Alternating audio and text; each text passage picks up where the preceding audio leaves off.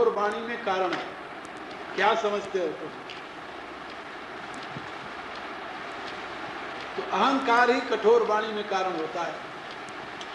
जब आपा खुद गया फिर तो वाणी मधुर निकलेगी।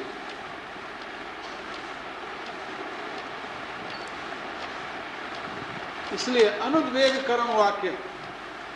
लेकिन बच्चे को जब माँ डांटती है तो उसमें वाणी तो उसकी कड़वी होती है। क्या कड़वी तो होती है, लेकिन वो हितप्रद होती है।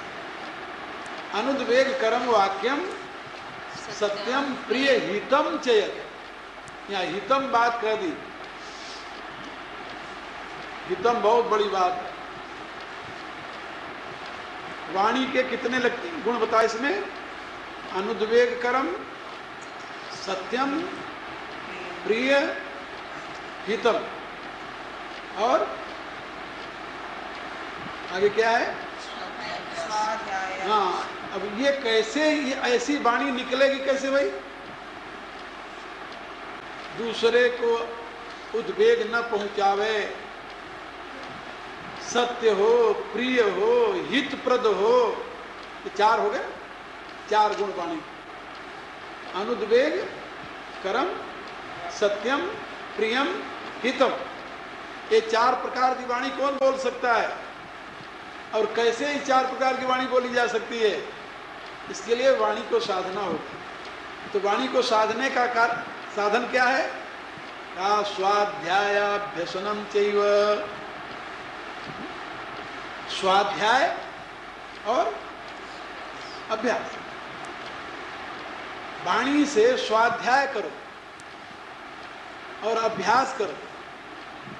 तो स्वाध्याय और अभ्यास के द्वारा ये दो साधन हैं वाणी को मधुर बनाने के लिए। स्वाध्याय के दो अर्थ होते हैं। पतंजलि ने स्वाध्याय माने सुमिरन कहा है। तपस्वाध्याय ईश्वर प्रणिधान क्रिया योग। तो स्वाध्याय किसे कहते हैं? तो उन्होंने कहा स्वाध्याय इष्ट देवता संप्रयोग संप्रभु। तो स्वाध्याय जो है वो सुमिरन, जप का नाम, पतंजलि की भाषा। इष्ट के मंत्र के जप का नाम, गुरु प्रदत्त मंत्र के जप का नाम है स्वाध्याय। यदि आप गुरु प्रदत्त मंत्र को जपते रहें तो धीरे धीरे आपकी वाणी जो है वो उस काबिल हो जाएगी जैसा कुछ होना चाहिए।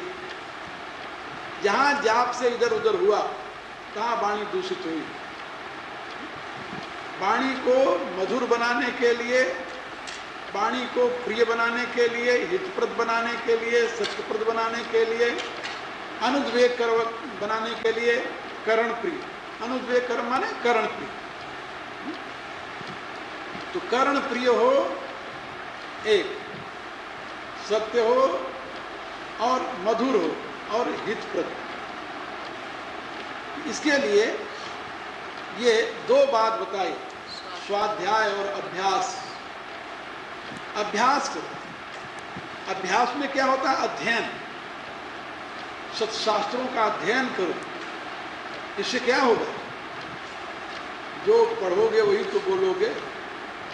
जो साहित्य के अध्येता हैं वो जब बोलते हैं तो साहित्य बोलते हैं। उनकी भाषा साहित्यिक होती है। उनकी भाषा में वही गौरव होता है। और जो ऐसे नहीं पढ़े लिखे हैं वो वैसे भी बोलें तब भी लगता है जैसे डंडा मार रहे हैं। तो वाणी की शुद्धि नहीं होती। वाणी का मार्जन करने के लिए स्वाध्याय और अभ्यास है। ये दो साधन बताए गए, मंत्र जाप और अध्ययन। ये अब तीसरा तप जो है मानसिक है। मानसिक तप क्या है? मनः प्रसाद सौम्यत्वम मौनम आत्म विनिग्रह। मनः प्रसाद, मनः प्रसाद माने सदा प्रसन्न रहना। वो मत्थे के ऊपर 3 लकीरें पड़ी रहे हमेशा। भाई क्या हो गया? मत्थे के ऊपर 3 लकीरें होती, देखते हो? हाँ, ऐसे तो पंजाबी में कहते बट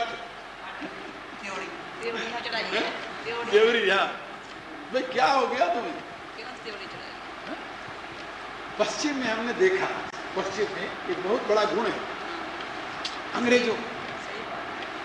आप जानते नहीं, आपको नहीं जानते, कोई भी आपके सामने यदि आपकी आंख की आंख मिल गई तो तुरंत वो स्माइल करे, तुरंत हंसेगा, मुस्कुराएगा, और आपको ऐसा लगेगा कि ये मेरा परिचित है। ये वहां की विशेषता मैंने देखी। भारत में ये गुण नहीं है। भारत में ये गुण नहीं। यहाँ लोग बड़ी उसकी बात करते हैं आध्यात्मिकता की और इसकी उसकी, लेकिन व्यवहार में बड़ी बेवकूफी। वहां के व्यवहार में इतनी मधुरता है, आपके नहीं जानते। एयरपोर्ट पर उतरिए, आप जा रहे हैं, जो ही मिलेगा आपको देखकर मुस्कुराए, ऐसा लगेगा जैसे आपको स्वागत कर रहा है। और यदि आपने उसकी तरफ ऐसे ध्यान से देख लिया, तुरंत कहेगा हेलो, तुरंत कहेगा। ये वहां का स्वभाव बना हुआ है, ये उनमें इन्हें स्वाभाविक है।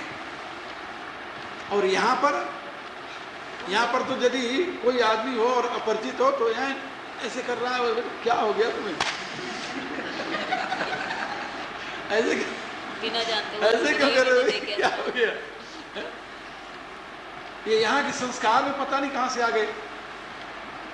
अभी आप देखिए, कभी ट्रेन में सफर कीजिए या कभी बस में सफर कीजिए, तब आप देखिए यहाँ का जो सही नेचर है। ट्रेन में जिस सीट पर बैठे हुए बाकी सीट खाली रहे, लेकिन आप यदि नजदीक पहुंच गए तो ये लगता है जैसे उनके सर पर बैठ रहे हो। दूर उधर बैठ गया।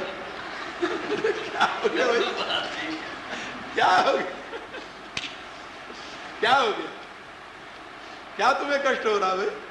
नहीं, वहां के लोगों में ये सभ्यता मैंने देखी। और ये भी बताऊं आप, ये वहां के लोगों में सभ्यता किनमें है जानते हो? जो 40 वर्ष से इधर के हैं या 50 के इधर, 50 के जो पहले वाले हैं ना, उनकी वही आते हैं जो हमारे यहाँ के लोगों की है।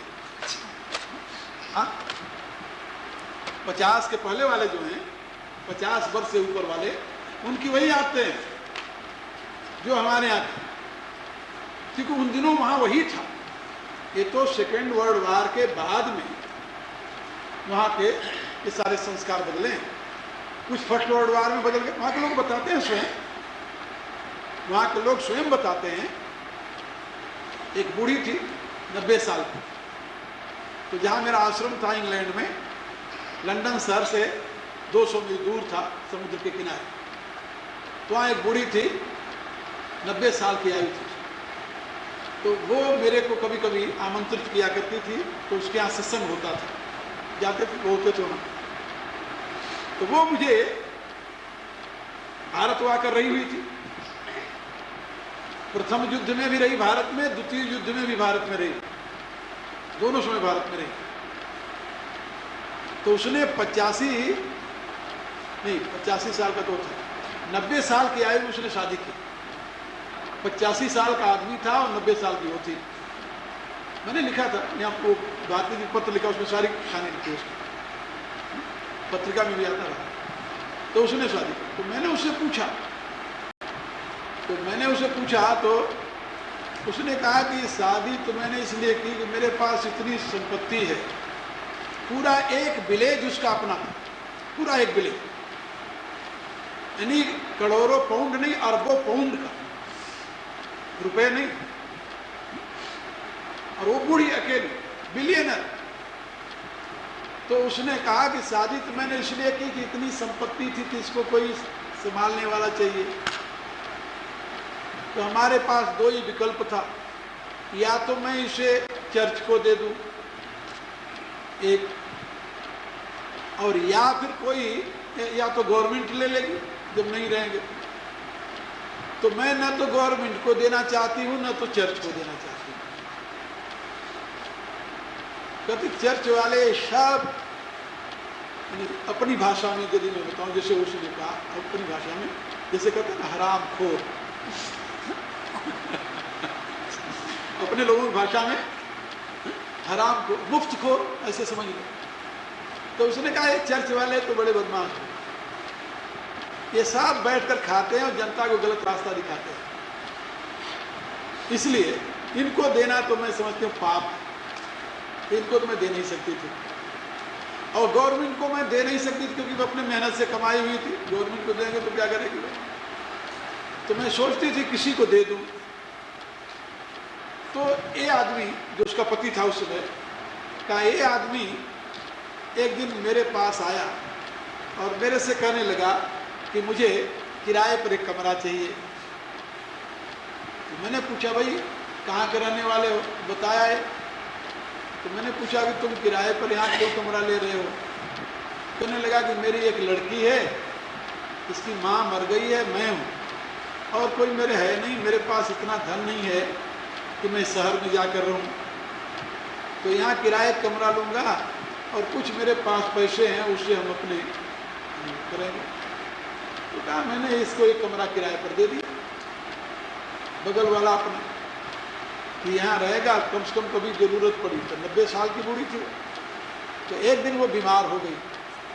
अब वहाँ पर ऐसा नियम है कि कोई बिना बताए किसी कमरे में जाता नहीं, चाहे बगल में हो चाहे बगल में हो, कहीं भी। वो बीमार हो गई तो उसे बुखार हुआ, 4 दिन तक पड़ी रही।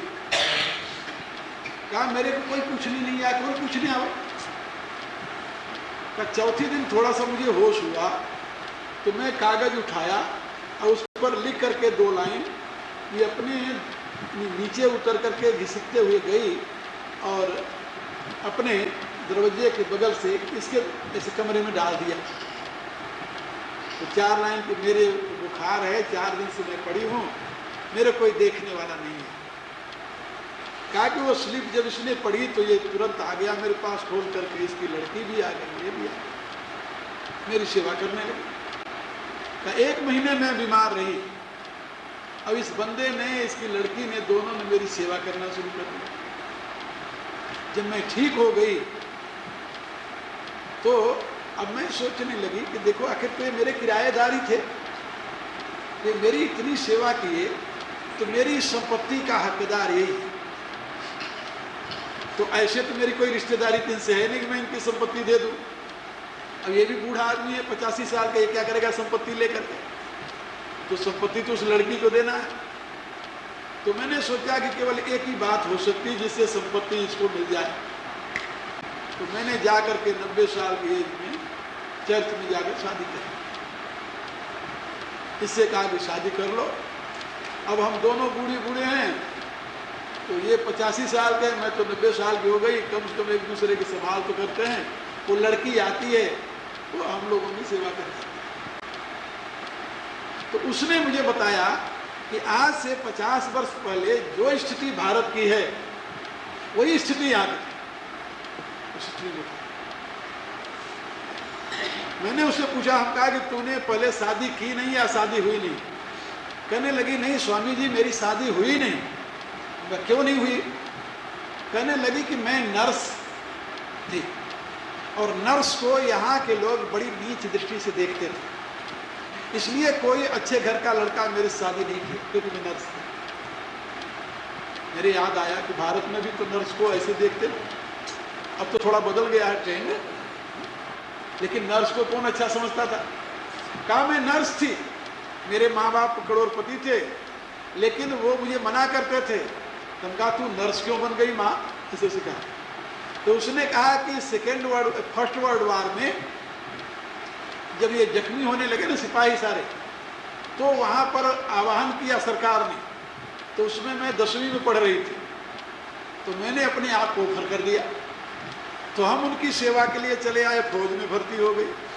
और फौज में भर्ती हो गई तो वहाँ क्या करना था? सिपाहियों की सेवा करनी थी, नर्स का काम करना था। क्या फिर मैंने वहाँ नर्स की ट्रेनिंग ले ली, यानी नर्स बन गई वहाँ पर। और इसलिए मुझसे किसी ने शादी नहीं की। तो सेकेंड वर्ल्ड वार में फिर हम अपने आप को, जब फर्स्ट वर्ल्ड वार समाप्त हो गया, हम आए तो माँ बाप कोशिश करने लगे कि शादी करो, जिस जहाँ जाए। तो लड़की क्या करती है? तो लड़की तो मिलिट्री में थी, नर्स थी नहीं। कहा मेरी शादी नहीं की किसी, कहा यहाँ ये हालत है। तो मेरे कहने का प्राय कि वहां भी यही दशा थी, लेकिन अब वहां पर बदल गया, ट्रेंड सारा बदला गया। तो भगवान यहाँ पर एक बात बता रहे हैं, मन प्रसन्नम, कि मन का तप है, सदा प्रसन्न रहना मानसिक तप है, एक याद रखो,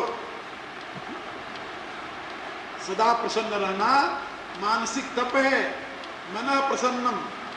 और सौम्यत्व, सौम्यता, सौम्यता माने चेहरे को देखो तो ये लगे क्या भोला आदमी है। कभी तो चेहरे को देख करके ही होता है कि पता नहीं क्या हो गया इसे।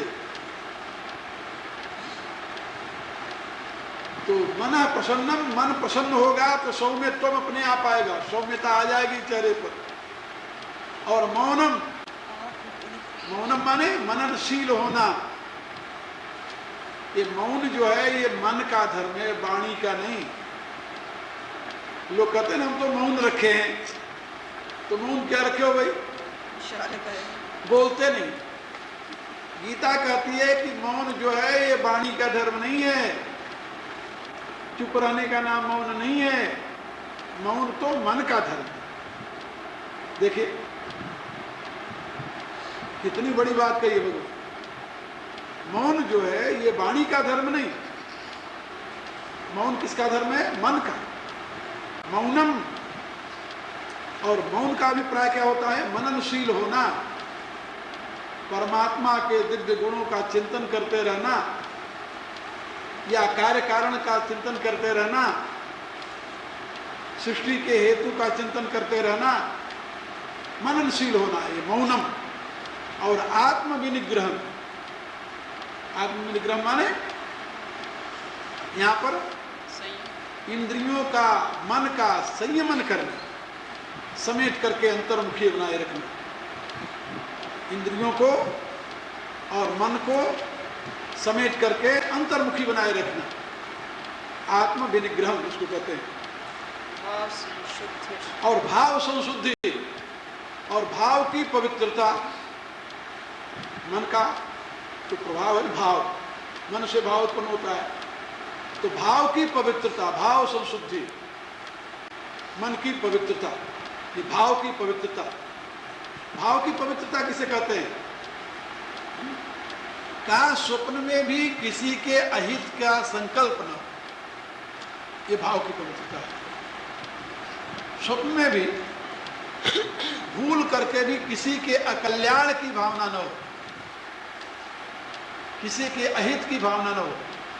परहित बस जिनके मन माही, तिनका जग दुर्लभ कुछ नहीं।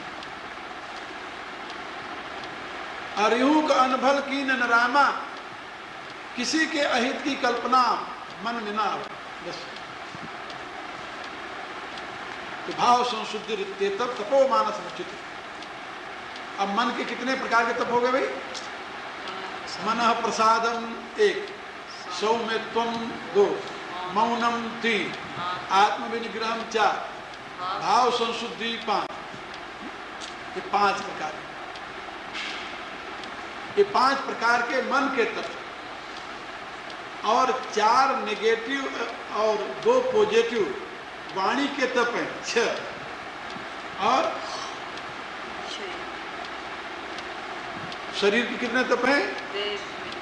देव द्विज गुरु प्राज्ञ पूजनम शौचम आर्जवम ब्रह्मचर्यम अहिंसा। ये इतना मिलाकर ये तप का स्वरूप है। और ये जो तप है उसको तपस्वी कहते हैं। जिनमें ये तप है वो तपस्वी है। यदि आप में ये सारी बातें आ जाए तो आप तपी हो जाए, तपी, तपस्वी। और यदि आप तपी हैं तो वो तप जो आप में है वो भगवान की विभूति है, ऐसे समझो। तपस्यास्मि तपस्वीषु, तो तपस्वियों में जो तप है भगवान कहते हैं वो मेरा स्वरूप है, मैं हूं। इतना जो हो जाए भगवान अलग कहाँ रहेगा, वो तो अपने आप अंदर ही रहे। भगवान कहते हैं वो तपस्वियों का तप जो है वो मैं हूं। ये सब प्रैक्टिकल बातें।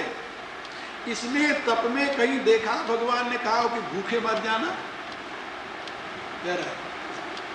उल्टा टंगना, चारों तरफ अग्नि जलाकर बीच में बैठ जाना, ऐसा नहीं। गीता ऐसे तप को नहीं मानती। ऐसे तप को भगवान ने क्या कहा है? ये आसुरी तप।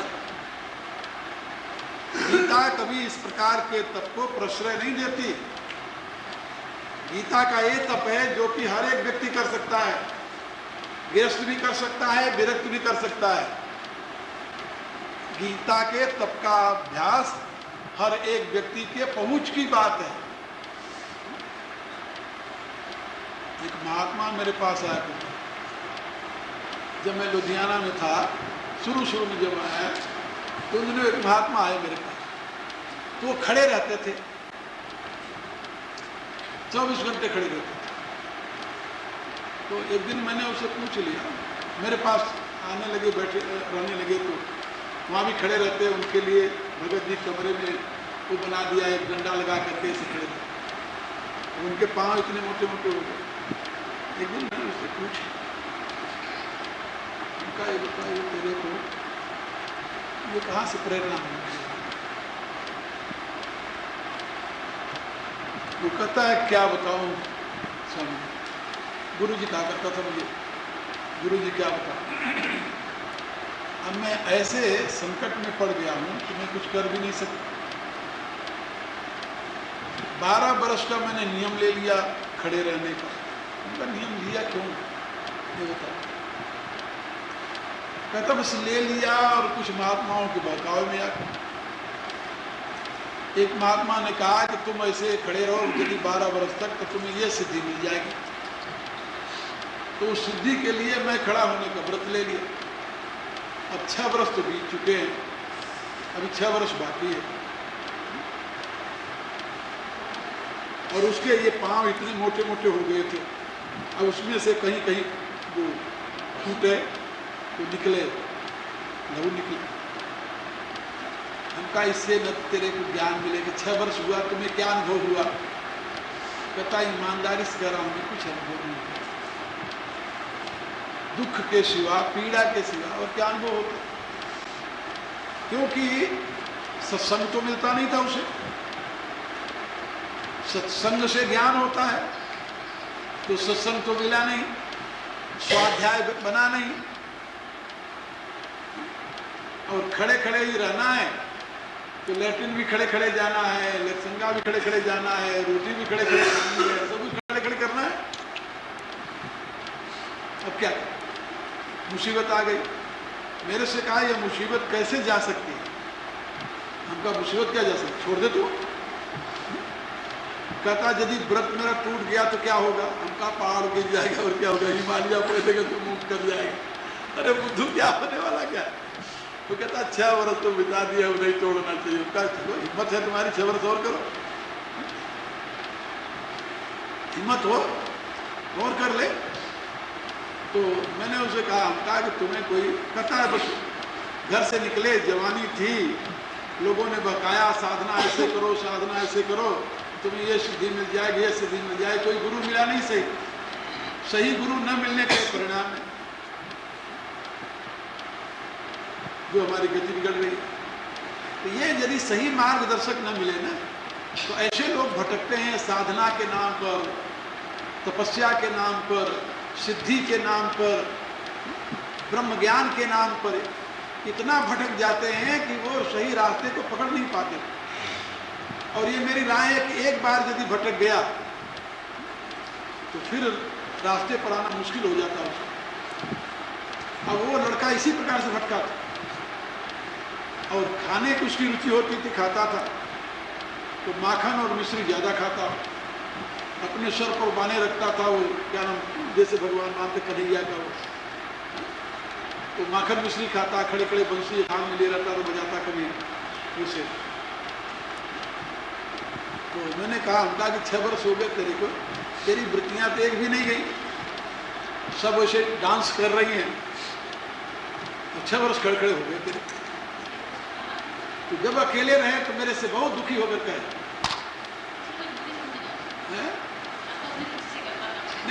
साधना जो है, साधना तो होती है ज्ञान से। ये बात याद रखो, साधना का आधार ज्ञान है, भावना है, श्रम में साधना नहीं है।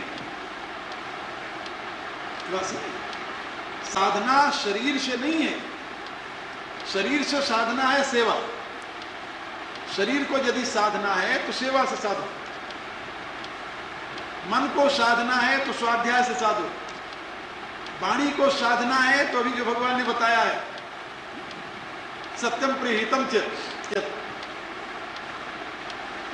लेकिन यदि तुम वाणी को और मन को और शरीर को साध ही नहीं सके और शरीर को तुम सुखाने में या उल्टे टंगने में या ऐसे करने वैसे करने में लगाए, भले आदमी, मिला क्या तुम? कुछ नहीं। इसलिए गीता का जो मार्ग है वो अपने आप में उत्तमतम मार्ग है और हर एक व्यक्ति इस मार्ग का अनुसरण कर सकता है, कल्याण का भागी हो सकता है। तो भगवान ने बताया कि तपस्यास्मि तपस्वी, तपस्वियों में तप मैं हूं। और फिर आगे क्या बताया? बीजम माम सर्वभूतानां विद्धि पार्थ सनातन। और जितने भूत हैं, जितने प्राणी हैं दुनिया में, समस्त प्राणियों का सनातन बीज मैं हूं।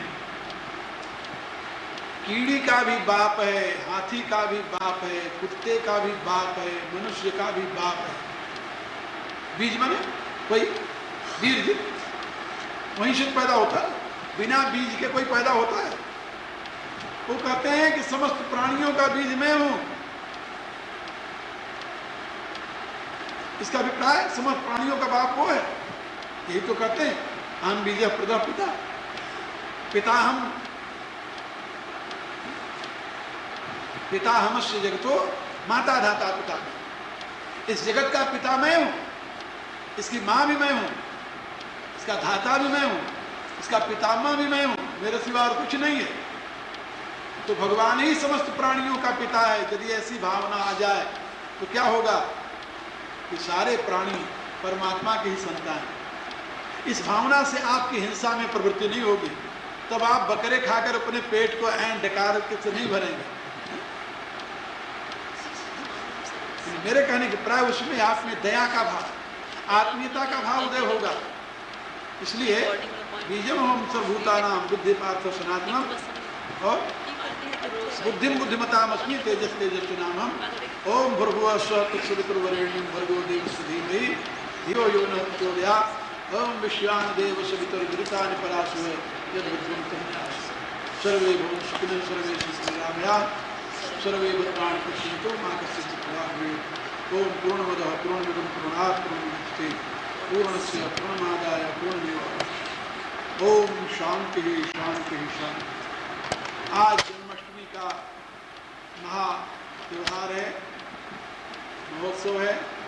सायंकाल को आज मंदिर में सत्संग भी होगा भगवान कृष्ण के चरित्र पर, और वहाँ कीर्तन भजन गायन ये सायंकाल। तो आप सभी दिन भर अपने काम धंधा करो, सायंकाल को वहाँ पहुँचो। आरती जब होती 7:30 आरती होती है, कितने बजे? 7:30। और पंडित जी कितने बजे आरती करते हो? 7:30। उसमें हाँ तो उससे पहले करो। 6 बजे चाहिए। 6 बजे चलो जी, 6 बजे। 6-6:30 हमें तो कोई इतराज नहीं है। बिल्कुल जी बिल्कुल, 6 बजे वहाँ। ओम स्वादेव ओम कृष्णाय वासुदेवाय हरे परमात्मने गुणक्लेशनाशाय गोविंदाय नमो नमः। वसुदेवस्तं देवं कंसचाणूरमर्दनं देवकी परमानन्दं कृष्णं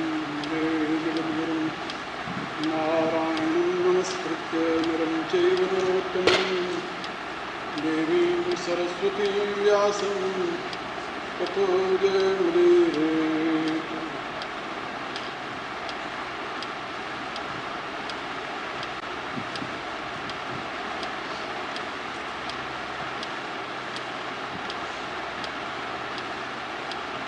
रूप में परमात्मा की सत्ता को सर्वत्र देखना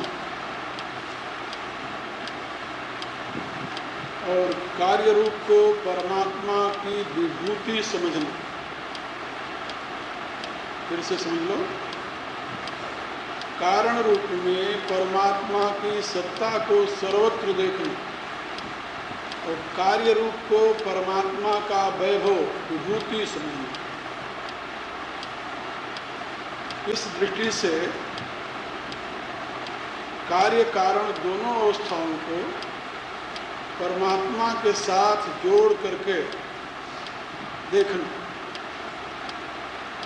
संभूतिं च विनाशं च यस्तद वेदो भयं सह, इसकी व्याख्या मैंने समझाया।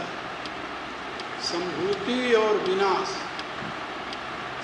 इन दोनों को जो उसके साथ देखता है, यह तत्वेदो उभयं सह, जो उस तत्व को इन दोनों के साथ देखता है, तो विनाशेन मृत्युम तीर्थवा संभूत्या अमृतम वशमते, तो विनाश के द्वारा वो मृत्यु से तर जाता है, विनाश के बोध से।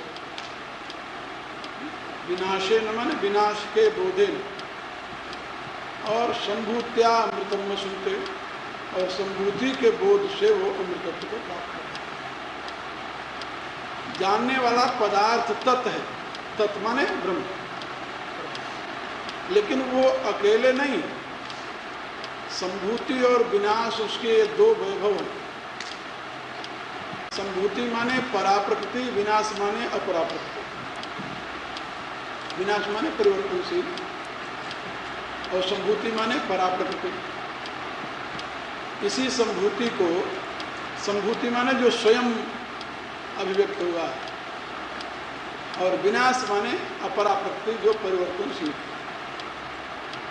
विनाश को असंभूति भी कहते हैं। असंभूति माने जो स्वयं प्रकट नहीं हुआ, या जो प्रकट नहीं हुआ, जो परिवर्तन से बना है, इस प्रकार से। तो उसको संभूति और विनाश, एक विनाश धर्मा है, आविर्तिरोभाव की प्रक्रिया उसमें चलती ही रहती है। एक संभूति है, ये संभूति का ही नाम ब्रह्मा है, उसी को हिरण्यगर्भ कहते हैं, उसी को। और विनाश माने यह जगत का पसारा सा। तो यहाँ पर उस ब्रह्म को जानने के लिए इन दोनों तत्वों को जानना है। तो विनाश परमात्मा का वैभव है, एक बात, और संभूति परमात्मा की स्वाभाविक सत्ता है जो सर्वत्र व्याप्त है। ये दो बात। जैसे भगवान ने कहा कि पुण्यो पृथिव्याम च, पृथ्वी में पुण्य गंध में हूँ, तो गंध तो भगवान की सत्ता है और पृथ्वी उसकी विभूति, उसी का वैभव। तो सत्ता और वैभव परमात्मा की स्वाभाविक की शक्ति और उसका वैभव है। परमात्मा के आश्रित सब, प्रकारांतर से देखिए तो सब परमात्मा से अभिन्न है, स्वरूपतः देखिए तो परमात्मा से भिन्न है। इसीलिए हमारे यहाँ एक सिद्धांत है, भिन्ना भिन्न, भेदा भेद, द्वैता द्वैत, इसको द्वैता द्वैत कहते हैं। तो रूपतः द्वैत है, तत्वतः अद्वैत है। जैसे वायु में गंध आया, गंध व दुर्गंध व सुगंध कुछ भी वायु में आया, तो क्या कोई ऐसा यंत्र आपके पास है कि वायु से वो गंध को दूर कर दोगे? वायु में गंध यदि आ गया, क्या कोई ऐसा यंत्र है जिसके द्वारा वायु का प्यूरिफिकेशन हो जाए, गंध दूर हो जाए उसमें से? गंध इतना सूक्ष्म तत्व है कि आपकी कोई यंत्र उसे नहीं पकड़ सकते। वो वायु के साथ समरस होता है, समरस। गीता में भगवान कहेगा वायुर्गंधा निवास्य, जैसे वायु गंध से व्याप्त हो जाती है। गंध वायु नहीं है, और वायु गंध नहीं है, लेकिन गंध और वायु को अलग अलग नहीं किया जा सकता। इसी रूप से गंधवत वो प्रकृति या प्रकृति के सूक्ष्मतम प्रकृति को अव्यक्त, और वायुवत वह परमात्मा, ये दोनों तत्वतः तो इनको अलग नहीं किया जा सकता। तत्वतः भिन्न है, दोनों दो पदार्थ हैं, लेकिन अलग नहीं किया जा सकता। तो इसलिए अलग नहीं किया जा सकता, इसलिए तो अद्वैत है। लेकिन तत्वतः दो पदार्थ होने के नाते द्वैत है, इसलिए इसको कहा गया द्वैताद्वैत। ये निम्बार्क का यानी सिद्धांत। अब इसी को चैतन्य महाप्रभु ने कहा अचिंत भेदाभेद। भेद भी है, अभेद भी है, लेकिन ये अचिंत है। अचिंत भेदाभेद माने इसका चिंतन भी नहीं किया जा सकता। अलग करना तो दूर रहा, अलग करके चिंतन भी नहीं किया जा सकता।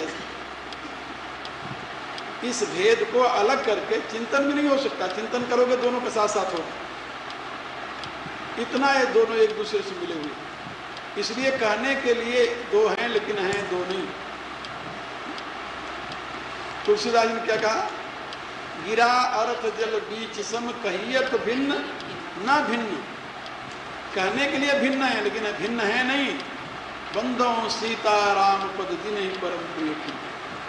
उस श्री सीता और राम के चरणों को मैं वंदन करता हूँ, जिनको दीन प्रिय है, जिन्हें परम प्रिय। खिन्न, खिन्न माने दीन, क्योंकि जिसको प्रिय है उन सीताराम को मैं वर्णन कर। तो सीताराम कहने में दो हैं दो नहीं।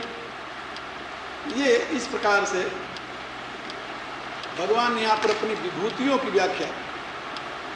तो विभूतियों में सर्वरूप में परमेश्वर है, ये वैष्णव सिद्धांत है।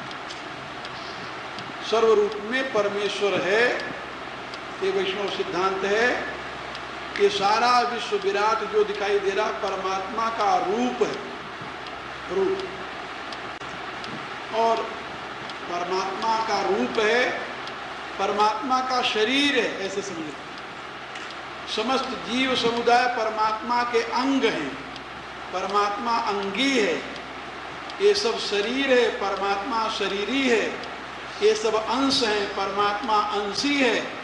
गीता में यही बात समझाएगी। एक अंश न स्थित हो जगत। ये जगत मेरा अंश है, मैं इसका अंशी हूँ। एक अंश न स्थित, मेरा एक अंश है जगत। वेद यही कहता है, पादोश्य विश्वाभूतांतर पादस्यामृतम। ये विश्व परमात्मा के एक चरण है, एक पाद है। त्रिपाद तो अमृतमय है। अब कौन ये विभाजन कर सकता है कि कितने अंश में परमात्मा प्रकट होता, कितने अंश में नहीं प्रकट होता? वेद ने ये समझाने के लिए कह दिया, पादोश्य विश्वाभूतान। 1/4 जो है वो परमात्मा प्रकट हो गया, ये विराट रूप में। लेकिन 3/4 जो है परमात्मा अप्रगट है। तो पूछा कि भाई 1/4 प्रकट हुआ, 3/4 अनप्रगट है, ये कैसे आप कह सकते हो? किसी ने मेजर किया, किसी ने मापा परमात्मा, ब्रह्म को मापा जा सकता है? तो नहीं मापा जा सकता, तो उसको ये 3/4 1/4 कैसे कह सकते हो? तो ऋषियों ने इसके लिए तर्क दिया, बड़ा अच्छा तर्क दिया, आप भी इसे समझो। तो उन्होंने कहा कि विद्या अविद्या, विद्यापाद अविद्यापाद, और अमृतपाद और तुरीयपाद का ये ब्रह्म के 4 चरण हैं। 4 चरण, आपके भी 4 चरण हैं, क्योंकि ब्रह्म का ही तो प्रतिनिधित्व तो आप कर रहे हो ना। तो ऋषियों ने बाहर से कहीं नहीं ढूंढा, उन्होंने अपने आप का अनुसंधान किया। अपने आप का अनुसंधान करके इसको उन्होंने अलग अलग कर दिया और कहा कि जो यहाँ है वही वहाँ है, जो यहाँ नहीं है वो वहाँ नहीं है। यानी जो पुरुष में नहीं है वो परमात्मा में नहीं है, जो परमात्मा में है वही पुरुष में है। इसीलिए मनुष्य को भी उन्होंने पुरुष नाम दिया। पुरुष नाम तो परमात्मा का है, लेकिन मनुष्य को उन्होंने पुरुष कहा। ये नहीं कि मेल को पुरुष कहा, ना ना, मेल तो पशुओं में भी होते हैं। बैल का नाम पुरुष नहीं है, बैल का नाम पुरुष नहीं है, शेर का नाम पुरुष नहीं है, हाथी का नाम पुरुष नहीं है, ये भी तो है। यानी जितने अन्य जीव हैं इनका नाम पुरुष नहीं है। क्यों पुरुष नहीं है? इसलिए कि इन जीवों में प्रकृति का पूर्ण विकास नहीं हुआ। जो सृष्टि के मूल तत्व हैं इन प्राणियों में पूरे विकसित नहीं है, इसलिए इनकी पुरुष संज्ञा नहीं हुई। मेल को फीमेल को अंग्रेजी में ये तो कहते हैं, और इसको नर नारी तो कहते हैं, नर और नारी, लेकिन पुरुष नहीं कहते, पुरुष स्त्री शब्द का प्रयोग नहीं होता। गऊ को लिए हम नारी तो कह सकते हैं, लेकिन स्त्री नहीं कह सकते। नर नारी ये तो कहते हैं, यानी जो मादा जिसको कहते हैं उसके लिए नारी शब्द का तो प्रयोग है, लेकिन स्त्री शब्द का प्रयोग उसके लिए नहीं हो सकता। इसी रूप से जितने नर हैं, जो यानी नर कहते हैं उसे, तो नर को नर कह सकते हैं, लेकिन नर को पुरुष नहीं कह सकते। तो बस नहीं, जितने मैस्कुलिन जेंडर में हैं उनको हम सबको स्त्री नहीं कह सकते, नारी कह सकते संस्कृत की भाषा में। इसी रूप से जो मैस्कुलिन जेंडर में है उनको, पुल्लिंग जेंडर में है उनको हम ये नहीं कह सकते कि ये क्या है। मनुष्य के लिए ही पुरुष शब्द का प्रयोग है मेरे कहने का, क्योंकि मनुष्य एक ऐसा प्राणी है जो परमात्मा की रूबरू मूर्ति, वेद यही कहता है, जो जो तत्व परमात्मा में है वो सारा सारा पुरुष मनुष्य में, इसलिए मनुष्य की संज्ञा है पुरुष। तो ऋषियों ने अपने को अनुसंधान करके देखा तो अपने को पाया कि हमारा जीवन 4 भागों में बटा हुआ है। इसको कहा चतुष्पाद, स आत्मा चतुष्पाद। यह आत्मा जो है वो चतुष्पाद है। अब इस चतुष्पाद की व्याख्या की गई। चतुष्पाद क्या है भाई? तो मांडुक्योपनिषद ने चतुष्पाद की व्याख्या की, विश्व, तेजस, प्राज्ञ और ब्रह्म। विश्व, तेजस, प्राज्ञ और ब्रह्म, ये मांडुक्योपनिषद। और इनकी जो अवस्थाएं हैं 4, उनकी 4 अवस्थाएं बताई, जागृत, स्वप्न, सुषुप्ति और तुरी, ये 4 अवस्थाएं बताई और 4 उनके अभिमानी देवता बताए। लेकिन महानारायण उपनिषद में चतुष्पाद की व्याख्या की गई, तो वहां पर बताया गया कि ये चतुष्पाद जो है, जिससे अब यहाँ जो है ये सृष्टि का ही क्रम बताया सारा। महानारायण उपनिषद में चतुष्पाद की व्याख्या की कि वो है अविद्यापाद, विद्यापाद, अमृतपाद और तुरीयपाद, 4। तो सबसे पहले क्या है? अविद्यापाद है। अविद्यापाद माने ये क्षर जगत सारा। अब इस अविद्यापाद के पीछे विद्यापाद है। तो विद्या, अमृत और तुरी, ये जो 3 है ये तो अमृतमय है, लेकिन जिसको तेजस, प्राज्ञ और तुरीय कहा गया है। लेकिन महानारायण उपनिषद ने इसको और ढंग से व्याख्या की। मैंने सारा ब्रह्म विद्या विज्ञान में विवेचन किया है। तो इसमें एक पाद जो है जिससे ये विश्व बना है, महानारायण उपनिषद कहता है ये तो अविद्यापाद है, परमात्मा अविद्यापाद। ये सारा विश्व अविद्यापाद में है। अविद्यापाद माने क्या होता है? 1/4 परमात्मा का जो है। तो 1/4 क्या है? क्या 1/4 जो है ये केवल अभिव्यक्ति मात्र है, मैनिफेस्टेशन, और इसी में मैनिफेस्टेशन होता है। इसको गीता ने क्या कहा? क्षर ब्रह्म, क्षर पुरुष। अविद्यापाद को गीता ने क्षर पुरुष कहा और विद्यापाद को गीता ने अक्षर पुरुष कहा। तो विद्यापाद, अविद्यापाद, आनंदपाद जिसको कह रहा था मैं, आनंदपाद को गीता ने अव्यय पुरुष कहा। विद्या, अविद्या, विद्या, आनंद और तुरी, तो आनंदपाद को गीता ने अव्यय पुरुष कहा। और तुरीय पाद को उसने परम ब्रह्म, परम धामम, पवित्रम, परमम भगवान ऐसे कहकर उसकी व्याख्या की। तो यहां पर जो कुछ क्षर भाव है अविद्यापाद, वो एक अंश है परमात्मा का, एक पाद है। आपका भी यही गति है। अब इसमें आप अपने जीवन को समझें तो आपका तो एक क्षर भाव है, शरीर जो नाश हो जाएगा, मृत्यु के मुंह में चला जाएगा। एक इसके पीछे अक्षर भाव है जो नाश नहीं होगा, मरने के बाद वो नहीं मरेगा, मरने के बाद वो नहीं मरेगा, वो है। और वो विद्यापाद है, विद्यते विद्या, मरने के बाद भी वो रहेगा। सूक्ष्म शरीर का दो ऐसे, जिसमें सारे सूक्ष्म तत्व होते हैं, जिसकी व्याख्या भगवान इसमें कर रहे हैं, वो विद्यापाद है। इसके पश्चात एक आनंद पाद है। जब बुद्धि में आप पहुंच जाते हैं ना, तो बुद्धि में आनंद की अनुभूति कब होती है? खाली बुद्धि से नहीं होती, बुद्धि में जो चेतनांश प्रकाशित हो। और उसके पश्चात जीवात्मा के बाद जो नीचे उतरता है, जो अक्षर भाव है, उसके लिए दो शब्दों का प्रयोग किया है, विज्ञान आत्मा और प्रज्ञान आत्मा। तो दो शब्दों का प्रयोग है। तो बुद्धि को विज्ञान आत्मा कहा गया, मन को प्रज्ञान आत्मा कहा गया, और फिर नीचे जो है क्षर भाव को भूत आत्मा कहा गया। तो यहां पर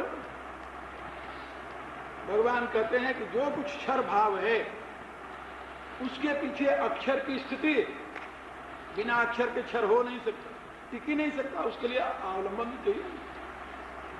कल मैंने बताया था ना, जिसमें दो मत हैं, अक्षर ही क्षर हो गया है या अक्षर के आश्रित क्षर है, इसका समझा दिया था। तो यहां पर भगवान कहते हैं पुण्यो गंध पृथिव्याम च तेजस्यास्मि विभावसौ। तो पृथ्वी में पुण्य गंध जो है वो मैं हूं, और अग्नि में जो तेज है वो मैं हूं। जीवनम सर्वभूतेषु, संपूर्ण प्राणियों में जो जीवन शक्ति है वो मैं हूं, वो जीव भाव जिसको करे। और तपस्यास्मि तपस्यसु, और तपस्वियों में जो तप है वो मैं हूं। अब तप क्या है कल मैं समझा दिया था, आगे भगवान फिर समझा रहे हैं। बीजम माम सर्वभूतानाम, संपूर्ण प्राणियों का बीज मैं हूं। यानी कीड़े मकोड़े, छोटा सा जीव यदि दिखाई दे रहा है तो उसका भी बीज परमात्मा है, क्योंकि यदि चेतनांश, चिदांश जिसे कहते हैं। अब इसको वेद में कभी कभी हम समझते हैं कि यदि वेद का सही माने में प्रचार हुआ होता है वैदिक ज्ञान, तो दुनिया में कहीं अज्ञान न रहे। वेद में इसके तीन भेद कर दिए, एक चिदाभास, एक चिदांश और एक चित। फिर से समझो, एक चिदाभास, ये जो कीड़े मकोड़े, ये नीचे की जोनियां जो है ना, बिना रीढ़ वाले जो प्राणी हैं, ऐसे आप समझो। अब वैज्ञानिकों ने उनको कैटेगराइज किया ना, तो बिना रीढ़ वाले जो प्राणी हैं इनमें आत्मा नहीं है। वेद कहता है इनमें चिदाभास है। आत्मा है, आत्मा माने आत्मा भास है, आत्मा नहीं, आत्मा भास, चिदाभास है। ये जितने ऐसे जीव हैं, अब इस बरसात के दिनों में असंख्य जीव पैदा होते हैं और असंख्य जीव मर जाते हैं, उनका पता ही नहीं चलता वो कहां गए।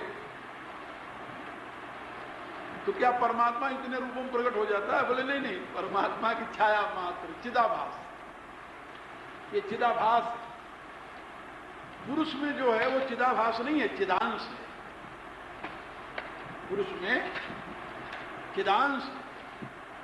इसी रूप से कहा कि जो योनियां कर्म भोग भोगने के लिए हैं उनमें चिदांश होता है, चिदाभास नहीं होता। एक चिदाभास और एक चिदांश, और एक होता है चित्त। एक चित्त नहीं, चित्त, चिन्ह मात्र जिसे कहते हैं, चिन्ह मात्र। तो चिदांश और चिन्ह मात्र में क्या अंतर होता है? चिदांश तो वह है जो कि अब अलग दिखाई दे रहा है इंडिविजुएशन के रूप में, और चिद वह तत्व है जो अलग दिखाई नहीं दे रहा। इसीलिए स्वरूप प्रतिष्ठावाद चित्त शक्ति, उसको चित्त शक्ति का योग दर्शन। ये तीन भेद, चिदाभास, चिदांश और चित्त शक्ति।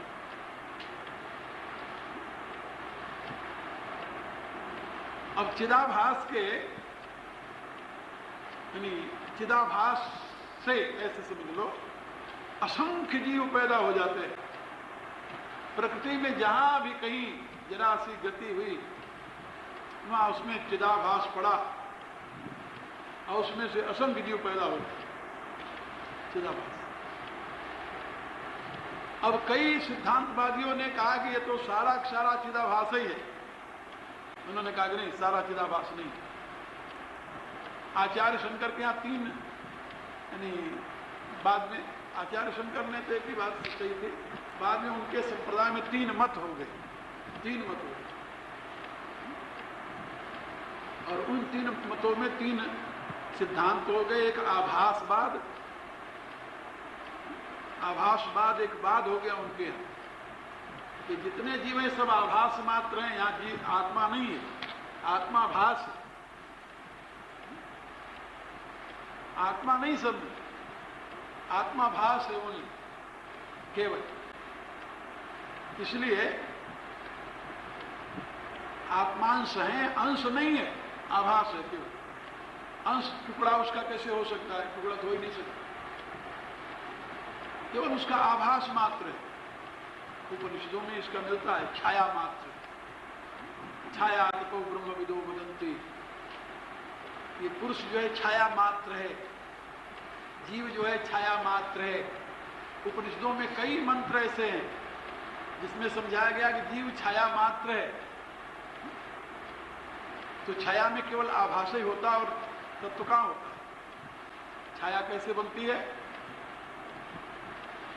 प्रकाश का आभास किसी पदार्थ के, सॉलिड पदार्थ के ऊपर पड़ा तो उससे छाया बन गई। तो छाया में प्रकाश नहीं है, प्रकाश का आभास है। छाया में जो आकृति है वो तो उस पदार्थ का, मीडिया का है, और उसका जो यानी अस्तित्व है वो आभास से है। अंश कहां गया वहां? अच्छा, इसी प्रकार से जो सांख्यवादी है ना, सांख्यवादी, ये भी मजे की बात सुना। सांख्यवादियों ने कहा कि आत्मा तो कभी जन्मा ही नहीं, मरा ही नहीं, कभी वो बंधन में ही नहीं आया, कभी उसकी मुक्ति ही नहीं हुई। पुरुष न जन्मता है, न मरता है, न आता है, न जाता है, न बंधन है, न मुक्ति है, कुछ नहीं है। गीता के दूसरे अध्याय में जो शुरू किया भगवान ने, एषा ते अभिहिता सांख्ये, ये सब जो है ये सांख्य की प्रक्रिया वहां पर समझाई। अशोचानन शोचस्तुम से लेकर के शायद 13 श्लोक या 12 श्लोक है, वहां पर भगवान ने बात समझाई। तो उसमें सांख्य सिद्धांत में बताया गया कि भाई ये बंधन और मुक्ति किसका? कहा ये तो बुद्धि का है। बुद्धि का बंधन होता है, बुद्धि ही मुक्त होती है। बुद्धि में ही दुख होता है, बुद्धि में ही सुख होता है। बुद्धि में ही धर्म है, बुद्धि में ही अधर्म है। बुद्धि में ही ज्ञान है, बुद्धि में अज्ञान है। बुद्धि में राग है, बुद्धि में विराग है। बुद्धि में दरिद्रता है, बुद्धि में संपन्नता है। ये सब बुद्धि के खेल। धर्म, ऐश्वर्य, ज्ञान, वैराग्य, ये बुद्धि का परिणाम है। ज्ञान बुद्धि का प्रकाश है, और अधर्म, अनैश्वर्य, अज्ञान और आसक्ति, ये भी बुद्धि के परिणाम है। का बुद्धि जब अशुद्ध हो गई, राजसिक तामसिक हो गई, तो उसमें अधर्म आया, अनैश्वर्य आया, अज्ञान आया और आसक्ति आई। तो अज्ञान, आसक्ति, अधर्म और अनैश्वर्य, दरिद्रता, ये अशुद्ध बुद्धि के परिणाम है। और ज्ञान, वैराग्य, धर्म और ऐश्वर्य ये शुद्ध बुद्धि के परिणाम है, सतोगुणी बुद्धि के परिणाम है। तो बुद्धि ही व्यक्ति है। ये व्यक्ति क्या है भाई? का बुद्धि, कहा कि ये व्यक्ति आत्मा नहीं, बोले ना आत्मा कभी व्यक्त हुआ ही नहीं, वो व्यक्त हो ही नहीं सकता, तो व्यक्त कैसे होगा? वो तो चिन्ह मात्र है। पुरुष जो है सांख्य का, वो केवल चिन्ह मात्र है, दृष्टा मात्र है, दृष्टा मात्र। कहा कि ये सारे खेल बुद्धि में कैसे होने लगे? बुद्धि क्या है? कहा बुद्धि तो प्रकृति का परिणाम है। कहा जब बुद्धि प्रकृति का परिणाम है तो उसमें सारे कैसे आ गए? ज्ञान आ गया, अज्ञान आ गया। प्रकृति में कभी ज्ञान आ सकता है? अब वहां पर वो कोई आभास सिद्धांत जो है वो कहते हैं कि जब प्रकृति का परिणाम होता है पुरुष के प्रकाश में, तो प्रथम परिणाम बुद्धि होती है। तो जैसे प्रकृति को प्रकाशित करके उसमें क्षोभ पैदा करके गति आती है, ऐसे वही पुरुष बुद्धि को भी प्रकाशित कर रहा है। तो आत्माभास, पुरुषाभास, आभास माने उसका प्रतिबिंब। तो आभासवाद, प्रतिबिंबवाद, अलातवाद, 3 बात चलते हैं संघ संप्रदाय। तो वहां पर बताया कि उसका पुरुष के प्रकाश में ही बुद्धि जो है वो ज्ञानवान हो गई, बुद्धि व्यक्त हो गई, बुद्धि समष्टि बुद्धि हो गई जिसको ब्रह्मा कहे, उसी से व्यष्टि बुद्धि हो गई जिसको जीव कह दिए। तो ब्रह्मा भी चेतन का आभास मात्र है और जीव भी चेतन का आभास मात्र है। ये सारा जगत बुद्धि में घूम रहा है। तो बंधन किसका होता है? कहा बुद्धि का। अज्ञान युक्त हो गई तो बुद्धि बंधन में, ज्ञान युक्त हो गई बुद्धि की मुक्ति। अच्छा, अब इसी संप्रदाय के शिष्य थे भगवान बुद्ध। भगवान बुद्ध जो थे वो सांख्य संप्रदाय के शिष्य थे। अब भगवान बुद्ध जब अपने विचारों का प्रचार करने लगे तो उन्होंने कहा कि भाई बात यह है कि मुक्ति, निर्वाण क्या होता है? कहा निर्वाण ये होता है कि जब आत्मा मर जाए तो उसका निर्वाण होता है, आत्मा की मृत्यु। कहा आत्मा क्या? जो मरेगी। कहा यही जो इंडिविजुएशन है, जब ये मरेगी तो मुक्ति होगी। कहा लोग मरते तो हैं। कहा आत्मा नहीं मरती ना, शरीर मरता है। शरीर के मरने से मुक्ति नहीं होगी, आत्मा मरेगी तब मुक्ति होगी। भाई शरीर मरता है तो शरीर के मरने से आत्मा तो नहीं मरती ना। कहा आत्मा मरती कहाँ, आत्मा मरेगी। अब सांख्यवादियों ने जिसको बुद्धि का लय कहा है, बुद्धि जब लय होगी तभी तो मुक्ति होगी। ये तो वेदांत भी मानता है कि बुद्धि लय होने पर मुक्ति होगी, बुद्धि मरेगी तब मुक्ति होगी। बुद्धि के नाश से मुक्ति है। बुद्धि के नाश में बुद्धि लय, बुद्धि के लय से मुक्ति है। योग कहता चित्त के लय से मुक्ति है। बौद्ध कहते हैं आत्मा के मरने से। आत्मा को किसको कहते हैं जानते हो? बुद्धि को। अच्छा, अपने गीता में बुद्धि को आत्मा कहा गया है। जहां पर ये बताया गया आत्मा ये आत्मनो बंधु रापई और आत्मा किसके लिए? बुद्धि के लिए। उद्धरे नात्मानम नात्मानम अवसादित किसके लिए? बुद्धि के लिए। तो अब वहां पर समझाया गया कि ये आत्मा जब मरेगी माने, क्योंकि सारा रोना धोना तो इसी में है ना। वैष्णवाचार्यों ने कहा कि ये जो आत्मा है, अब वही तो आत्मा को वैष्णवाचार्यों ने अणुमात्र माना। वो अणुमात्र जो आत्मा है वो चिदात्मा तो हो नहीं सकता, तो उसमें अणु परमाणु तो है नहीं चिदात्मा में। फिर कौन है वो? बुद्धि। वही बुद्धि है। तो बुद्धि मरे माने बुद्धि का नाश हो, माने बुद्धि लीन हो जाए अपनी प्रकृति में, तो मोक्ष हो जाता है। मोक्ष किसका होना है भाई? तो पुरुष तो कभी बंधन में आया नहीं, मोक्ष किसका होगा? अच्छा, अब उसी पुरुष के लिए गीता में भगवान बताया न जायते मृते वा कदाचिन नायं भवता भवितावान भूय अजो नित्य शास्त्रोयम पुराणो न हन्यते हन्यमाने शरीरे वेदा विनाशिनम नित्यम एनम अजम अव्यम कथम स पुरुष पार्थ कम घातयति हंतिकम भाषान शीर्णान यथा विहाय गृहणाति रोपण, सारी सांख्य की फिलोसफी करते भगवान ने कहा। ये जो भूत समुदाय का अव्यक्तादीन भूतानि व्यक्त मध्यानि भारत अव्यक्त निधनान्य व तत्र का पर देवना का जो जन्मा हो तो मरेगा, जात ही ध्रुवम मृत्यु ध्रुवम जन्म मृत्युस्य तस्माद परिहारते न तुम सोच मरसी। सांख्य की पूरी फिलोसफी भगवान ने समझा और यही सांख्य के संप्रदाय के अनुयायी थे बुद्ध। बुद्ध ने कहा आत्मा जब मरेगी तो आत्मा मरेगी तो क्या हो, इसलिए उन्होंने कहा आत्मा बदलती है, तो बुद्धि तो बदलती रहती है।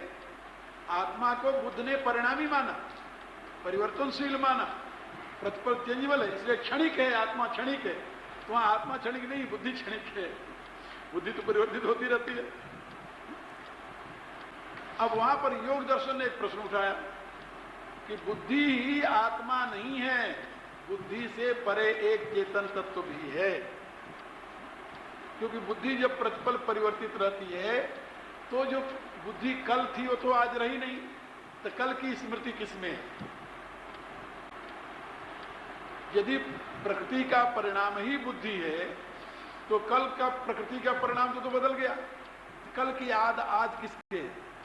कल के जिन परमाणुओं ने ज्ञान प्राप्त किया था या जिन परमाणुओं की उपस्थिति में घटना हुई वो परमाणु अब हैं नहीं है, तो कहा कि उन परमाणुओं को सजातीय परमाणुओं ने रिप्लेस कर दिया। कहा तो क्या वो परमाणु अपने सजातीय परमाणुओं को जो रिप्लेस करने उनको आए उनसे अपना समाचार दे दिया क्या कि आज ये घटना हुई थी, ये तुम याद रख लो। जैसे एक आदमी जब किसी को रिप्लेस करने जाता है, यानी उसके जगह पर ड्यूटी देने जाता है, तो वो उससे बता कर जाता है कि भाई यहां तक ये हो गया है, आगे तू देख लेना। अब वो सांख्याचार्य योगाचार्यों ने पूछा कि जो परमाणु बुद्धि में था जब घटना घटी, वो परमाणु था? बोले हाँ वो तो था। तो उसके सामने घटना घटी, वो परमाणु चेतन से प्रकाशित था, इसलिए उसमें ज्ञान था।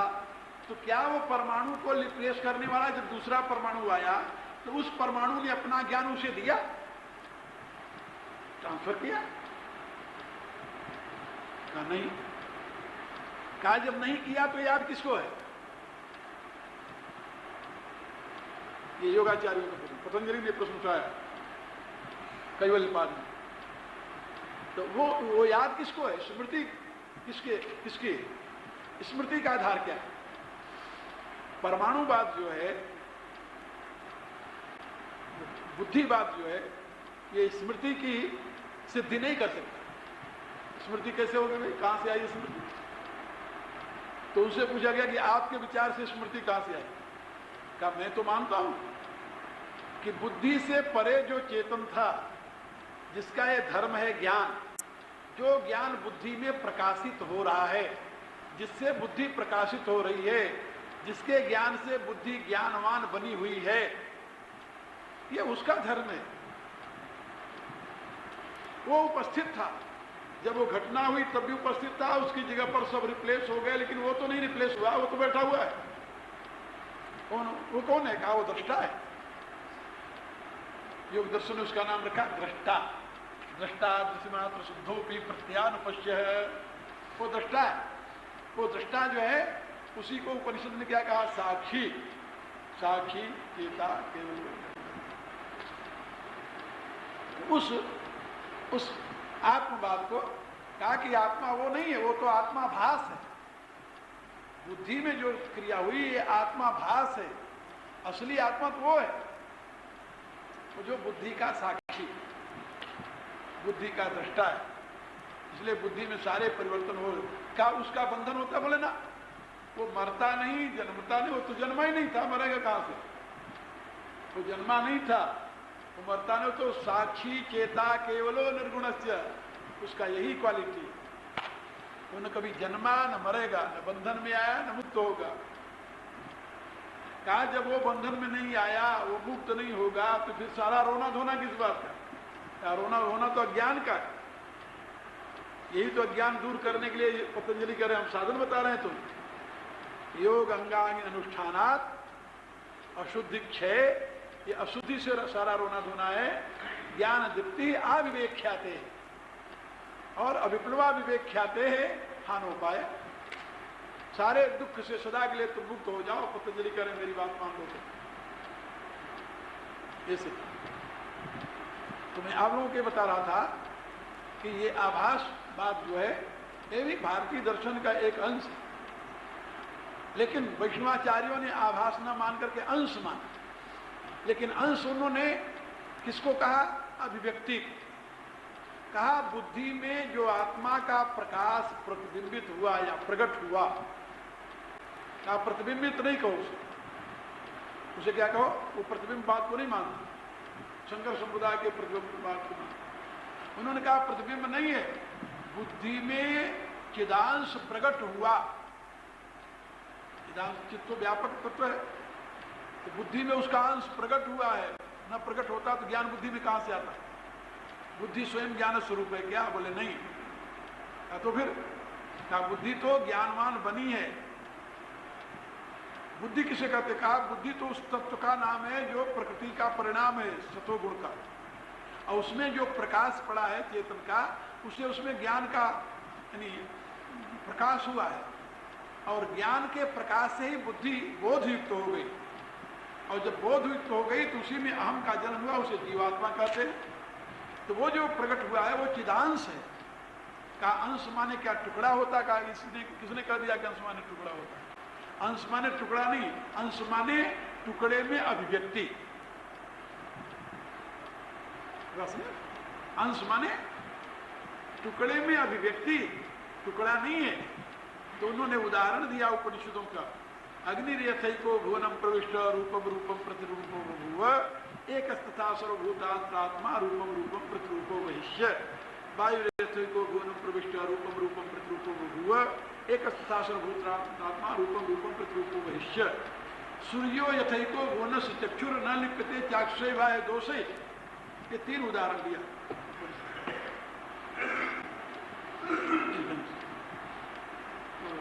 तुलसीदास जी ने उसके लिए कहा विषय करण सुरजीव सुनीता सकल एक के एक सचेता सबकर परम प्रकाशक जोई राम नाम। जगत प्रकाश से प्रकाशक रामो मायाधीश ज्ञान गुण। तो यहाँ पर भगवान क्या समझा रहे हैं? बीजो हम बीजम माम सर्वभूतानां विद्धि पार्थ सनातन। हे पार्थ, सर्वभूतानां सनातनम बीजम माम विद्धि। संपूर्ण प्राणियों का सनातन बीज तो मुझे जान, चाहे चिदाभास ही क्यों न हो। आभास भी तो उसी से है ना, चित्त का ही आभास है जिससे जीव पैदा हो गए। वो चिदाभास ना हो तो जीवन पैदा हो सकता है? नहीं हो सकता। हाँ, गीता के 13वें अध्याय में भगवान ने एक जगह बताया कि संघात से भी चेतना पैदा हो जाती है। संघात चेतना धृति एतत् क्षेत्रम समासे न सविकार उदाहृतम।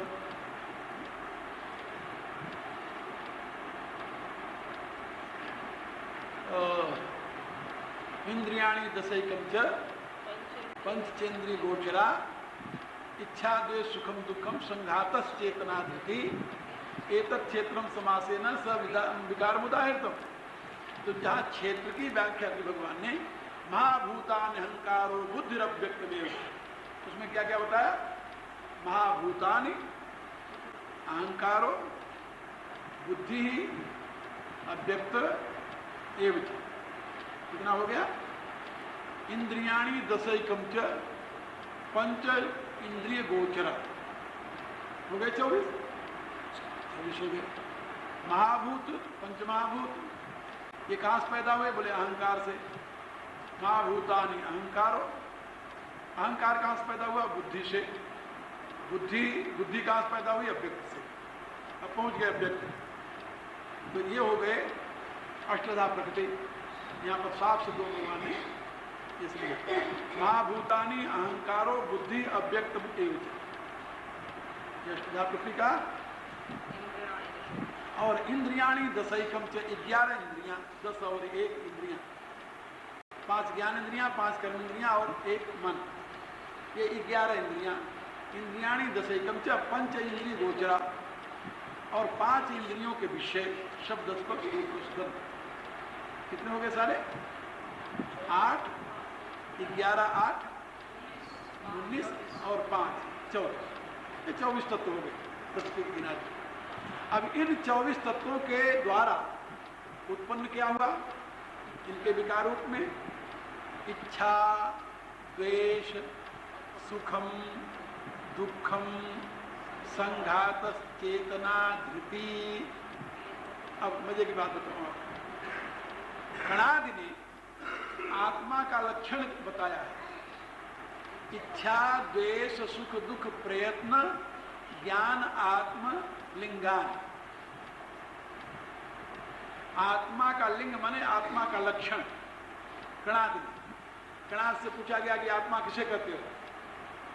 तो उन्होंने कहा जिसमें इच्छा, द्वेष, सुख, दुख, इच्छा, द्वेष, सुखम, दुखम, प्रयत्न। तो इच्छा, द्वेष, सुख, दुख, प्रयत्न और इसके बाद में ज्ञान, आत्मलिंगान। तो इच्छा, द्वेष, सुख, दुख, प्रयत्न, ज्ञान, ये 6 आत्मा के लक्षण बताए। और भगवान कहते हैं कि ये 6 आत्मा के लक्षण नहीं है, तो विकार हैं प्रकृति के। कहा कि यहां पर जो कणादि ऋषि हैं, लेकिन मैंने बताया था ना, वो क्षर भाव की विवेचना करते हैं। और ये प्रधान जो दर्शन है सांख्य योग जो है, ये अक्षर भाव की व्याख्या करता है। और वेदांत जो है वो अव्यय भाव की खोज करता है। ये तीनों का 3 अलग अलग विषय हैं, इसलिए आपस में झगड़ा नहीं, 3 सब्जेक्ट अलग अलग हैं आपस में। वो तीनों एक दूसरे से को रिलेटेड हैं। इसलिए कणादि ले जाकर वहीं क्षर भाव तक सारा जगत जो है क्षर आत्मा की व्याख्या कर देते हैं। अब वहां पर आत्मा है कि नहीं, ये आदमी जी रहा है कि मर रहा है, कैसे जांचोगे भाई? आदमी में आत्मा है कि नहीं है, उसकी मौजूदगी का पता कैसे लगेगा? क्या केवल इससे लग सकता है। इच्छा, द्वेष, सुख, दुख, प्रयत्न और ज्ञान। इस श्वास चल रही है, आत्मा है। हाथ पांव हिल रहा है, आत्मा है। ज्ञान है, आत्मा है। इसी के नाते कहोगे। और यदि ये सब नहीं है तो आत्मा है कैसे जानोगे तुम? तो उन्होंने ये स्थूल लक्षण बताए जिसके नाते पता चले कि है, हाँ है, मरा नहीं है, अभी है ये। क्योंकि क्षर जगत की बात कर रहे हैं, क्षर भाव की बात कर रहे हैं। और भगवान यहां पर अक्षर तत्व की व्याख्या कर रहे हैं। ये क्षर भाव नहीं है, अक्षर भाव की व्याख्या है। तो ये तो सांख्य सिद्धांत है। इसलिए अक्षर भाव में ये सुख, दुख, इच्छा, द्वेष, सुख, दुख, प्रयत्न और ज्ञान, ज्ञान माने चेतना, वही चेतना, ये प्रकृति के विकार हैं। ये विकार कैसे प्रकट होते हैं? पुरुष के प्रकाश में। पुरुष प्रकाशित हुआ तो प्रकृति में ये 6 विकार उत्पन्न हो गए। और 6 विकार नहीं, यहां पर कितने विकार बताए? इच्छा, द्वेष, सुखम, दुखम, संघात, चेतना, धृति, 7 विकार। एतत् क्षेत्रम समासेन स विकार मुदाहृत। ये 7 तो विकार सहित क्षेत्र है। इन 7 विकारों सहित ये क्षेत्र है। वो 24 तत्व प्रकृति के और 7 उसके विकार। 24 7 कितने हो गए? 31। तो 31 तत्वों की व्याख्या भगवान ने यहाँ पर की। ये क्षेत्र के 31 भेद है। अब उसमें चेतना शब्द का प्रयोग किया। चेतना भी है, तो चेतना उसी से पैदा हुआ जिसको कणादि ने ज्ञान कहा है, उसी को यहाँ पर चेतना कहा है। कणादि ने वहाँ ज्ञान माने तत्व ज्ञान नहीं कहा। ज्ञान माने जिसको आजकल के वैज्ञानिक लाइफ की जब व्याख्या करते हैं, व्हाट लाइफ इज, क्या कहते हैं वहां पर? Where there is feeling, where there is movement, where there is projection, where there are these 3, there is life. ये जीवन का उन्होंने लक्षण डिसाइड किया।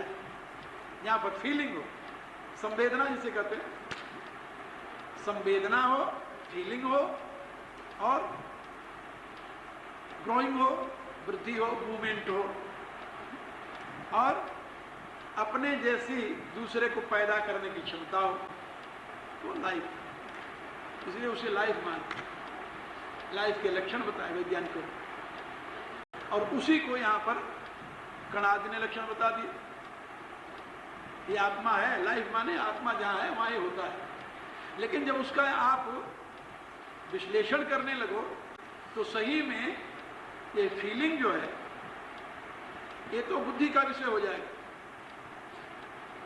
ये बुद्धि का विषय हो जाएगा। ग्रोइंग जो है ये शरीर का विषय हो जाएगा, और प्रोजेक्शन जो है अपने जैसे पैदा करना जो है ये भी शरीर का धर्म हो जाएगा। ये आत्मा का धर्म तो नहीं है, लेकिन ये सब होता है आत्मा की उपस्थिति में। चेतन न हो तो नहीं होगा, इसलिए प्रकाश तो उसी का है ना। तो उसका प्रकाश होने के नाते भगवान कहते हैं बीजम माम सर्वभूतानां विद्धि पार्थ सनातनम। हे पार्थ, समस्त भूतों का, भूत माने जो कुछ उत्पन्न हुआ है, वॉट एवर इज मैनिफेस्टेड, भूत माने मैनिफेस्टेड, ये अर्थ हमेशा ध्यान में रखना चाहिए। जो कुछ उत्पन्न हुआ है उसका बीज में हूं, कीड़ी का भी बीज में हूं, मच्छर का भी बीज में हूं, जितने ग्रास उत्पन्न है उनका भी बीज में हूं, सबका बीज में हूं।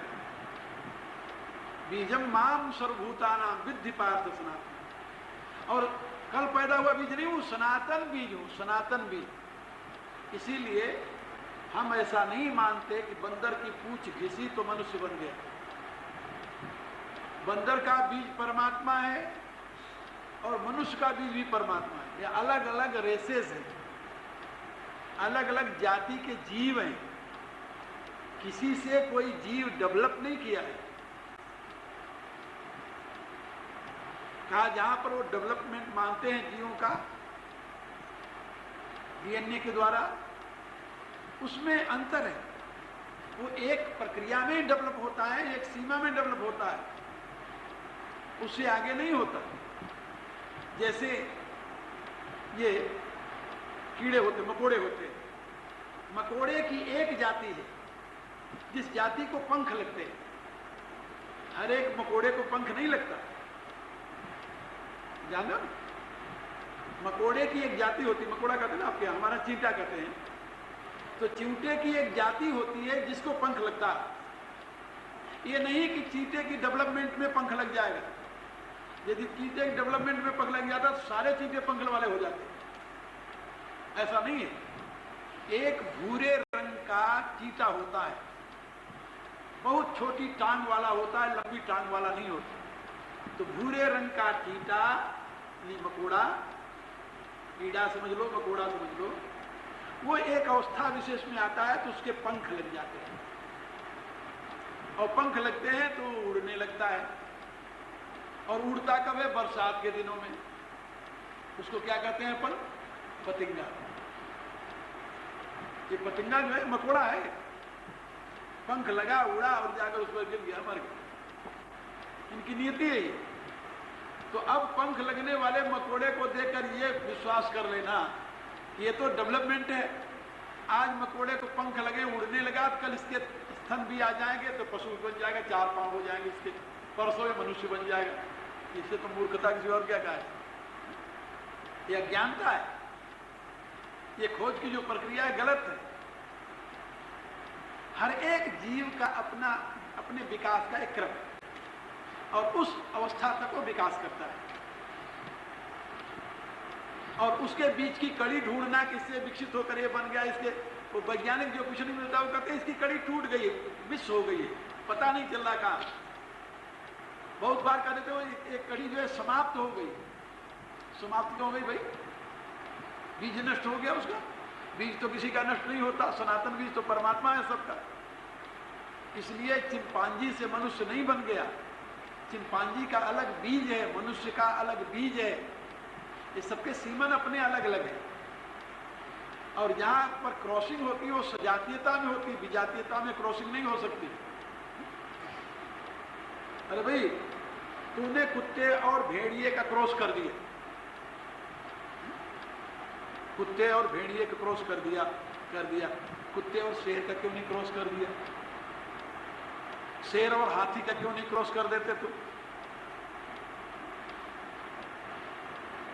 ये जो एल्सेशन कुत्ता है, इसको उन्होंने भेड़िए से क्रॉस करके कुत्ते और भेड़िए को, ये तो सजातीय यानी जानवर हैं, ये एक जाति के जानवर हैं, ये अलग अलग इनके वो है वैसे इनके संभावना है कि इनमें जैसे मृग है और बकरी है, इनके सीमन को क्रॉस करके कुछ बनाया जा सकता है, लेकिन गाय और बकरी के सीमन को क्रॉस नहीं किया जा सकता। क्या समझे? यानी अलग अलग कहाँ संभावना है, सजातीयता कहाँ तक है, उसका डेवलपमेंट कितना तक हो सकता है, इसकी ये एक जांच पड़ताल की बात है। तो ये जो कहते हैं कि ये डीएनए जो है उसमें है, उसके डेवलपमेंट से हो जाता है, ये गलत है। और इस विषय में 12 घंटे की एक कैसेट तैयार की है, एक साइंटिस्ट है अमेरिका का, अमेरिका के एक साइंटिस्ट है, उसने 12 घंटे की एक कैसेट तैयार की वैज्ञानिक डेवलपमेंट की, और वो भारत भी आया। भारत में यहाँ भारतीय संस्कृति सभ्यता को बहुत सराहा उसने, और अपने उस खोज से वो सिद्ध किया है कि जो भारतीयों का सिद्धांत है ये सत्य है, और जो हम वैज्ञानिकों की मान्यता है ये गलत है। 12 घंटे रखी हुई वैज्ञानिक डेवलपमेंट कैसे हो? पहले तो वैज्ञानिकों ने जीन्स को देखा, तो जीन्स के डेवलपमेंट के पश्चात उन्होंने जीन्स में उन्होंने यानी स्पर्म देखा, तो स्पर्म के बाद उन्होंने स्पर्म के अंदर क्रोमोसोम्स देखा। अब क्रोमोसोम्स के अंदर एक और उन्होंने तत्व ढूंढ निकाला, उसका नाम रखा उन्होंने डीएनए।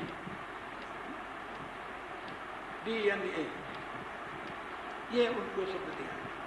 तो वो किस ढंग से यानी ये जीवों का से पंखा हो गया, कैसे उड़ गए, कैसे पहले कैसे थे, बाद में कैसे हो गए, ये सारा उसने देखा।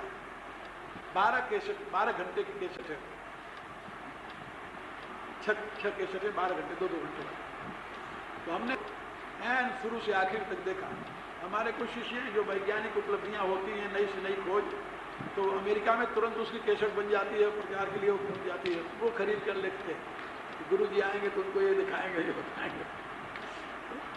कोई नई पुस्तक छपती है, जितना न्यू डेवलपमेंट है वो सब, तो हम वहाँ जब 5-6 महीने रहते हैं तो हमारी ये सारा वो होता है कि विज्ञान ने यहाँ तक अब क्या नई बात। ये मैं बता रहा था आपको, उसमें उस क्रम में हमारे यहाँ की जो मान्यता है, हम कहते हैं प्राणियों का विकास हुआ लेकिन शरीर का नहीं हुआ, शारीरिक विकास नहीं है। यदि हम प्राणियों का विकास न माने फिर तो एक कीड़ी भी एक दिन इंद्र बनेगी, हम कैसे विश्वास कर सकते हैं? हमारे यहाँ विकास है, विकासवाद तो है, हम मानते हैं। वेजिटेशन लाइफ से चल करके इंद्र तक, ब्रह्मा तक पहुंचना है, कैसे पहुंचेगा भाई? अब हिरण से आदमी बन गया, आदमी से हिरण बन गया। महाराजा भरत की कथा है कि पहले वो सम्राट भरत थे, बाद में एक हिरण के बच्चे से प्रेम करने लगे, बहुत वृद्ध हो गए थे, और हिरण का बच्चा कहाँ मिल गया उनको? नदी में, गांडकी नदी में स्नान कर रहे थे, वहीं पर वो हिरण आए, पानी पी रहे थे हिरण, इतने में शेर गरजा, तो एक हिरणी भय से भगना चाहिए, इतने में उसका बच्चा वहीं गिर गया। बड़ा सुंदर बच्चा था, महात्मा थे ही वो, दयालु भारत के सम्राट थे, राज छोड़ करके अपने पुत्र को गद्दी पर बैठा कर गए थे भजन करने। वहां पर वो गांडकी नदी किनारे से वो बच्चे को उठा लिया, अपने घर पर ले आए, उसे कुटिया पर उसका पालन पोषण करने लगे। अब उसे इतना प्रेम हो गया कि वो साथे खाए, साथे पिए, सोए साथ, उसमें लिखा श्रीमद् भागवत, साथ साथ सोते थे उसके साथ, हिरण का बच्चा लेकर के सो जाते थे गोद में। एक दिन हिरणों का झुंड आया, वो बच्चा जो बड़ा हो गया वो दौड़ करके हिरणों के झुंड में चला गया और उसके साथ भटकने लगा। वो उसके पीछे दौड़े, वृद्ध थे ही, ठोकर लगी, गिर गए, मृत्यु हो। अब मरते समय उनका मन हिरण में था तो मर करके हिरण बन गए। अब हिरण में, योनि में तो गए, शरीर हिरण का मिला, लेकिन ज्ञान उनको पूरा था। अब उन्होंने देखा कि मैं राज छोड़ करके यहाँ आया, यहाँ मेरी ये गति, तो उन्होंने तुरंत वहां से कुछ दिनों महात्माओं के आश्रम में चले गए, वहां घूमते रहे। बाद में उन्होंने अन्न और जल छोड़ करके हिरण शरीर का त्याग किया, और फिर वो तीसरे जन्म में ब्राह्मण कुल में पैदा हुए। और जन्म से ही उनको बोध था कि भाई पहले हिरण से प्रेम करके हिरण बने थे, तो अब दोबारा किसी से प्रेम नहीं करना, इसलिए वो मौन हो गए, जन्म से ही मौन हो गए।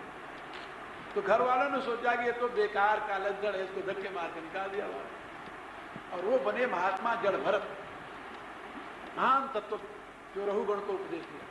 तो मेरे कहने का प्राय कि जो हम ऐसा मानते हैं कि नीचे की योनियों में, नीचे के ऊपर, यदि हम विकास न माने फिर तो हमारा सारा सिद्धांत समाप्त हो जाएगा। तो विकासवाद तो वेद का है, लेकिन फिजिकल विकास नहीं वहां पर मेंटल विकास, बौद्धिक विकास होता है, और बौद्धिक विकास हो करके वही बीज बन करके दूसरे योनियों में पैदा हो जाता है, आगे से आगे बढ़ता जाता है, शरीर तो बदलता जाता है। तो यहां पर भगवान ने बताया कि मैं समस्त प्राणियों का सनातन बीज हूं, और इसके साथ क्या बताया, बुद्धिम बुद्धिमताम अस्मि तेजस तेजस्विनाम, और बुद्धिमानों में, मनुष्यों में जो बुद्धि है, तो बुद्धिमानों की बुद्धि मैं हूं, और तेजस्वियों का तेज मैं। ओम भूर्भुवस्सुः तत्सवितुर्वरेण्यं भर्गो देवस्य धीमहि धियो यो नः प्रचोदयात्। ओम विश्वानदेव सवितुर्वृतानि पराशो यद्भद्रं पुण्यासुः। ओम सर्वे भवन्तु सुखिनः, सर्वे सन्तु निरामयाः, सर्वे भद्राणि पश्यन्तु मा कश्चित् दुःखभाग् भवेत्। ओम पूर्णमदः पूर्णमिदं पूर्णात् पूर्णमुदच्यते पूर्णस्य पूर्णमादाय पूर्णमेवावशिष्यते। ओम शांति शांति।